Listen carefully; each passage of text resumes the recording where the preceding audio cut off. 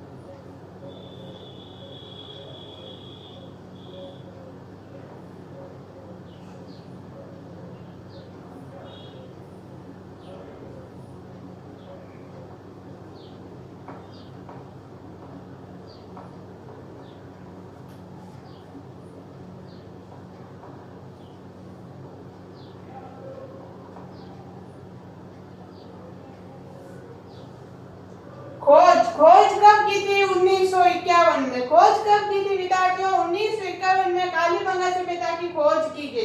किसने की थी? अमलानंद घोष ने। खोज किसने की थी विद्यार्थियों? अमलानंद घोष ने की थी।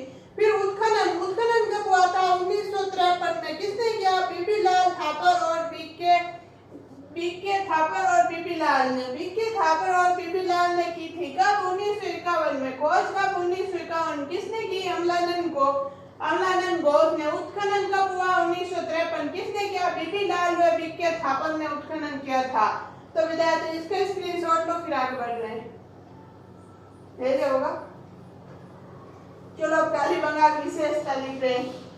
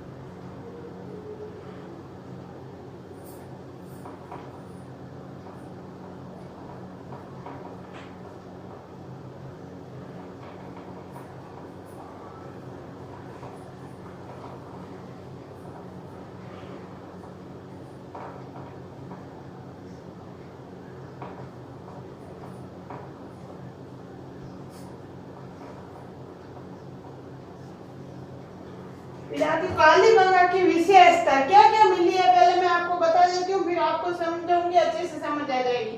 विशेषता क्या है? जुते हुए खेत के प्रमाण मिले। जुते हुए खेत के प्रमाण यानी खेत में हल चलते हुए खेत के प्रमाण मिले हैं। तांबे से निर्मित वृषभ या बैल, वृषभ किसे कहते हैं? बैल को कहते हैं। बैल की मूर्ति मिली है। तांबे से निर्मित बैल की मूर्ति कहाँ से मिली? कालीबंगा से। ऊंट की हड्डियों के अवशेष मिले हैं। ऊंट की हड्डियों के अवशेष कहाँ से मिले हैं? कालीबंगा से। यहाँ से व्याघ्र यानी बाघ, बाघ चित्रांकित मुहर मिली है। बाघ चित्रांकित मुहर कहाँ से मिली है? कालीबंगा से। यहाँ से भूकंप की जानकारी मिलती है। भूकंप की जानकारी कहाँ से मिलती है? कालीबंगा से। अनुमान लगाया जाता है पहले भी यहाँ भूकंप आया था। ये भूकंप से कालीबंगा मतलब दर्ज हो गई होगी, भूकंप आया, ऐसे जानकारी मिलती है। यहाँ से फर्श पे अलकरित ईंटों का प्रयोग मिलता है। फर्श पे अलकरित यानी मतलब जैसे एक फर्श है और आपने देखा होगा पहले वो क्या होता है, तालाब होता है, पानी सूख जाता है तो ऐसे बन जाता है ना अलकरित, मतलब फट जाती है वो जमीन, वो वैसे टीढ़ी हुई जमीन। यहाँ से फर्श पे अलकरित ईंटों का प्रयोग किया गया। यहाँ से तंदूरी चूल्हे के प्रमाण मिले हैं। तंदूरी चूल्हे के प्रमाण मिले, इससे पता चलता है कि कालीबंगा के लोग तंदूर की रोटी खाते थे। यहाँ से बेलनकार मुहर मिली है। बेलनकार मुहर मिली है। कहाँ से मिली है? कालीबंगा से। यहाँ से लकड़ी से निर्मित नाले मिली। कालीबंगा एक ऐसी सभ्यता है जहाँ पे पहले नाले बनी होती थी, बहुत सुंदर लकड़ी से निर्मित नाले। कहाँ से मिली? कालीबंगा से। यहाँ से अधिकांश घरों में कुएं पाए गए हैं। अधिकांश घरों में कुएं कहाँ पाए गए हैं? कालीबंगा में।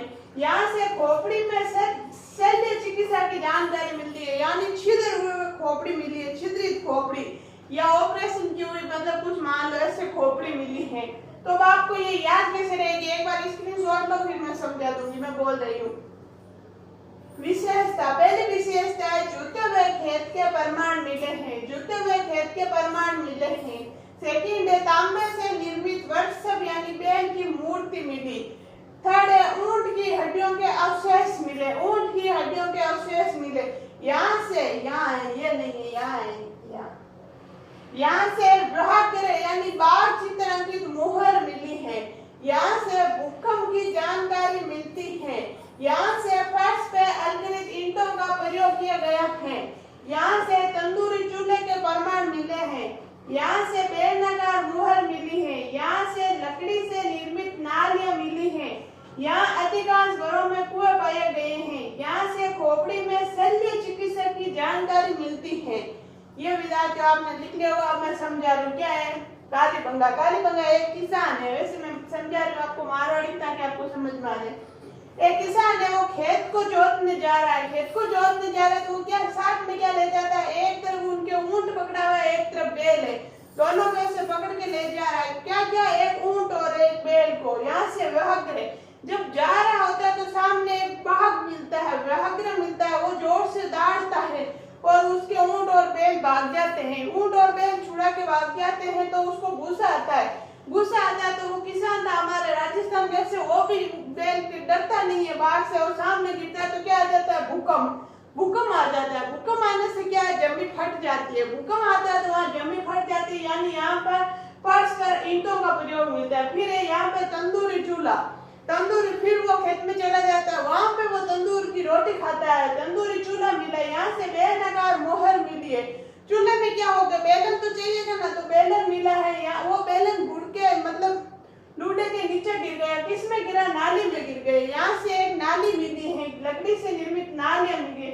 फिर यहाँ से अधिकांश घरों में कुएं पाए जाते हैं। कुएं पाए जाते हैं, ये दो बातें याद रख लेना। यहाँ से खोपड़ी से शल्य चिकित्सा की जानकारी मिली। ऐसे मैंने ये आपको बात ऐसी मजाक में बताई ताकि आपको याद रह जाए। एक किसान था, एक हाथ में उसके बैल था, एक हाथ में उसके ऊंट था। वो पकड़ के जा रहा था तो सामने एक बाघ मिला, व्याघ्र मिला, वो दहाड़ा। तो किसान है, वो राजस्थानी किसान था, डरता नहीं, वो उसके सामने बाघ के सामने खुद दहाड़ा तो क्या आ गया? भूकंप आ गया। भूकंप आने से जमीन फट गई, यानी अलकरित ईंटें मिल गई, मुहर मिल गई। तो विद्यार्थियों ऐसे आपको याद रह जाएगा। इसका स्क्रीनशॉट लो, फिर आगे चल रहे हैं। ले लिया होगा, चलो।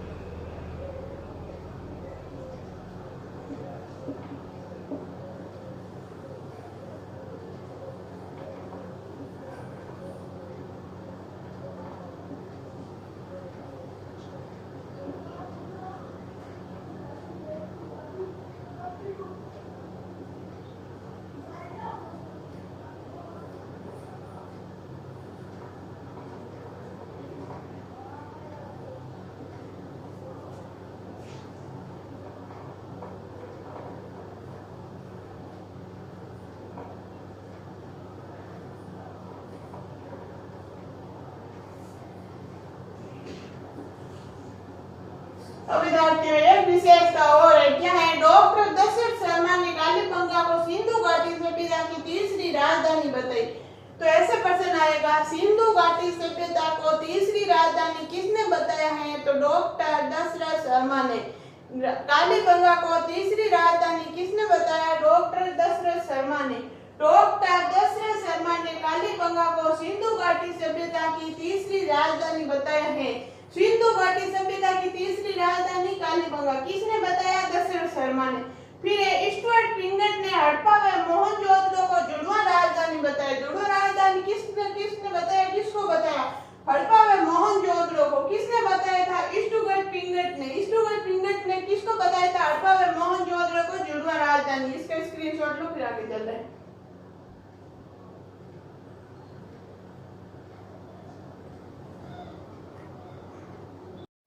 आगे देखो विद्यार्थियों, अब हम ले रहे हैं रंगपुर सभ्यता। कालीबंगा के बाद अब हम ले रहे हैं रंगपुर सभ्यता। स्थान क्या है? गुजरात अहमदाबाद। गुजरात अहमदाबाद में कहां से प्राप्त हुआ? गुजरात अहमदाबाद रंगपुर स्थान। नदी कौन सी है? मादर।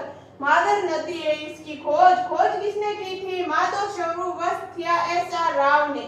माधव स्वरूप या एस.आर. राव ने खोज की। विशेषता, रंगपुर की विशेषता क्या है विद्यार्थियों? यहाँ से चावल की भूसी के अवशेष मिले हैं। चावल की भूसी के अवशेष कहाँ से मिले हैं? रंगपुर से। कहाँ से मिले हैं? रंगपुर से। कच्चे ईंटों से निर्मित दुर्ग के अवशेष मिले। ऐसे माना जाता है यहाँ से कच्चे ईंटों से निर्मित दुर्ग होता था। फिर उत्तर हड़प्पा संस्कृति की जानकारी मिलती है। उत्तर हड़प्पा संस्कृति की जानकारी कहाँ से मिलती है? रंगपुर से। यहाँ से मातृदेवी की मूर्तियों के अवशेष नहीं मिले हैं। यहाँ से मातृदेवी की मूर्ति नहीं मिली है, यानी इस टाइम मातृदेवी की पूजा नहीं होती थी। रंगपुर के लोग माताओं की पूजा नहीं करते थे, इसे अनुमान लगाया जाता है। तो विद्यार्थी इसका आप स्क्रीनशॉट लो। एक छोटी सी सभ्यता, फिर आगे चल रहे। स्थान गुजरात अहमदाबाद। नदी मादर। खोज माधव स्वरूप वत्स या एस.आर. राव ने। विशेषता, यहाँ से चावल की भूसी के अवशेष मिले हैं। सेकंड है कच्ची ईंटों से निर्मित दुर्ग के अवशेष मिले हैं। थर्ड है उत्तर हड़प्पा संस्कृति की जानकारी मिलती है। फोर है यहाँ से मातृदेवी की मूर्तियों के अवशेष नहीं मिलते हैं। चलो विद्यार्थियों, आपने स्क्रीनशॉट ले लिया, आगे चलते हैं।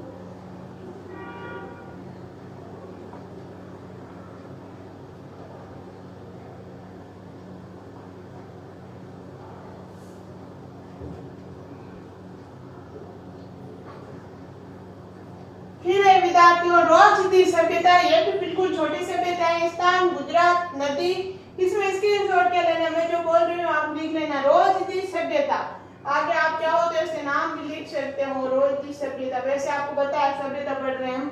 स्थान गुजरात, नदी मादर, विशेषता, यहाँ से उत्खनन में बाजरे की 6 किस्मों की जानकारी मिलती है। वेरी मोस्ट बात है विद्यार्थियों, ये प्रश्न आया हुआ है। बाजरे की 6 किस्मों की जानकारी कहाँ से प्राप्त होती है? तो बाजरे की 6 किस्मों की जानकारी रोजदी सभ्यता से प्राप्त होती है, रोजदी सभ्यता से प्राप्त होती है। नदी मादर, विशेषता, यहाँ से उत्खनन में बाजरे की 6 किस्मों की जानकारी मिलती है। फिर यहाँ से हाथी पालने की जानकारी भी मिलती है, हाथी पालते थे, ऐसे माना जाता है। रोजदी सभ्यता के लोग हाथी पालते थे, हाथी पालनहार होते थे, हाथी पालने की जानकारी मिलती है। नोट्स की बात है, अलकत हाथी का खिलौना चुन हुदरों से मिला है। सॉरी, तो इसमें स्क्रीनशॉट ले लो, लेना चाहते हो तो, वैसे मैंने बोल दिया, आपने लिख लिया होगा साथ साथ।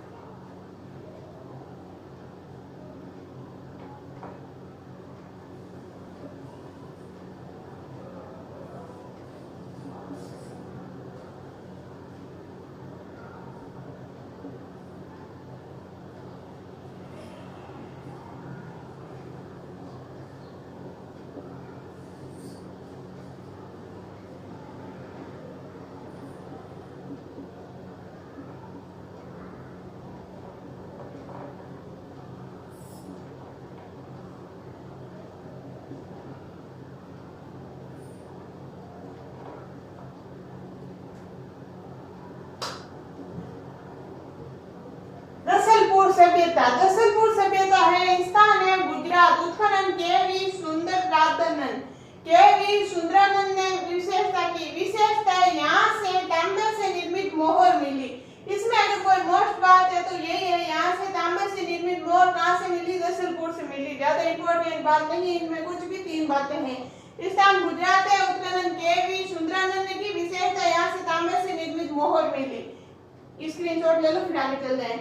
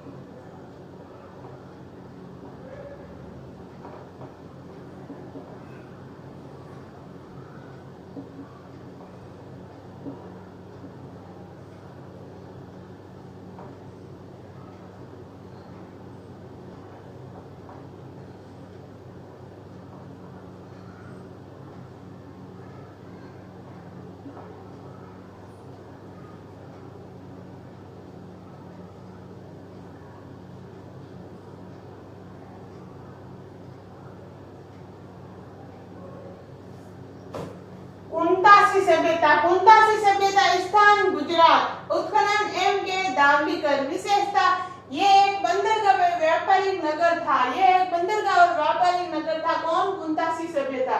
इसमें भी छोटी 3 बातें हैं। क्या है? उत्खनन कहाँ गुजरात में, स्थान कौन सा है? गुजरात, उत्खनन M.K. दावलीकर, विशेषता ये एक बंदरगाह और व्यापारिक नगर था।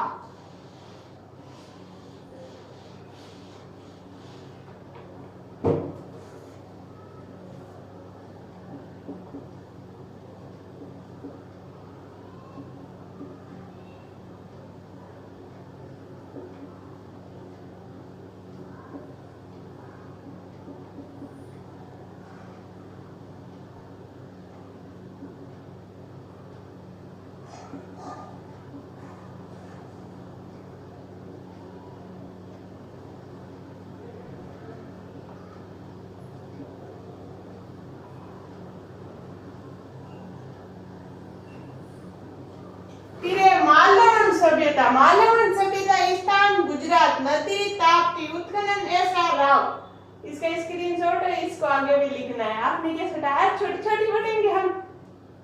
चलो इसका स्क्रीनशॉट लो, फिर इसको आगे और लिख रहे हैं इसकी विशेषता। और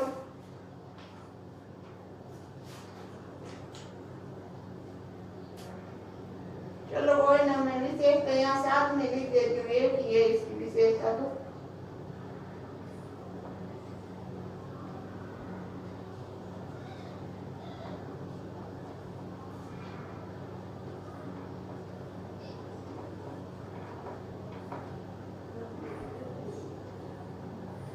विशेषता यहाँ से नहरों के प्रमाण मिले हैं। तो विद्यार्थियों ये क्वेश्चन आ सकता है यहाँ से, नहरों के प्रमाण कहाँ से मिलते हैं? मालवण सभ्यता, स्थान गुजरात, नदी ताप्ती, उत्खनन ऐसा रहा। विशेषता यहाँ से नहरों के प्रमाण मिले हैं विद्यार्थियों। तो आज के लिए इतना ही, बाकी पढ़ेंगे हम अगली क्लास में। जब तक के लिए आप स्वस्थ रहो, मस्त रहो, पढ़ाई करो, आगे बढ़ो, जल्दी से जल्दी जॉब लगो आपकी। तो विद्यार्थियों अगर आपको मेरी क्लास अच्छी लगती है तो उसको लाइक करना, शेयर करना और सब्सक्राइब करना बिल्कुल नहीं भूलना। ज्यादा से ज्यादा शेयर करना, ज्यादा से ज्यादा सब्सक्राइब करवाना। धन्यवाद।